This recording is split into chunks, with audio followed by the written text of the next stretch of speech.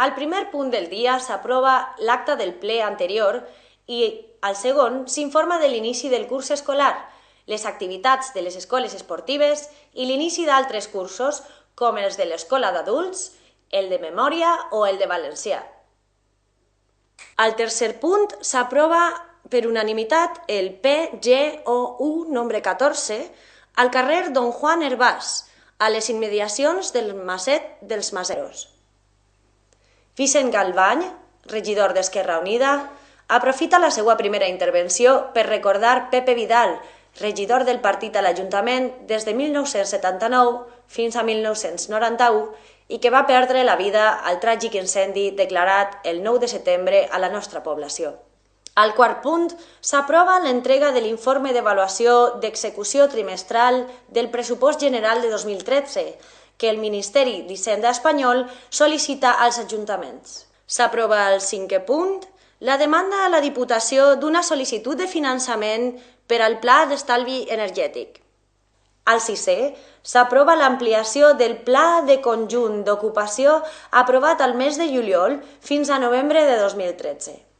A continuació, el Partit Socialista ha instat la Conselleria d'Educació a pagar de forma urgent les beques escolars.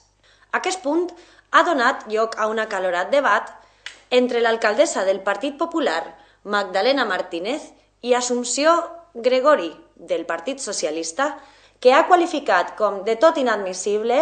que les famílies de Biar es facin càrrec de les despeses mentre que els diners de les beques no els arriben després d'aprovar-se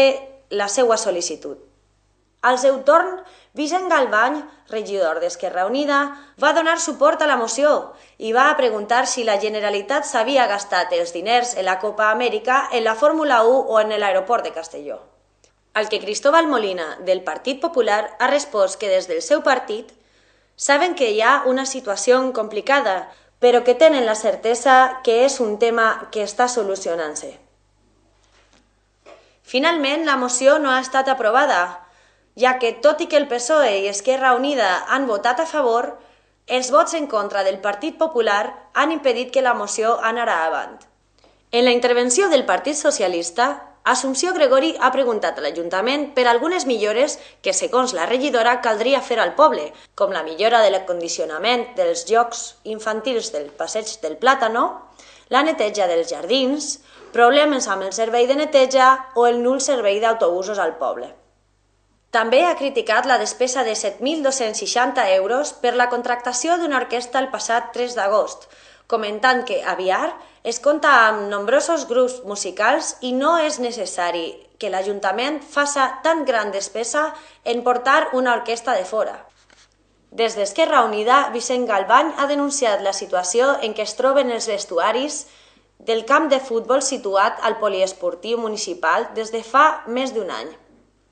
Galvany ha preguntat a la regidora de Medi Ambient si la regidoria té algun plan per a la neteja de les muntanyes a l'hivern,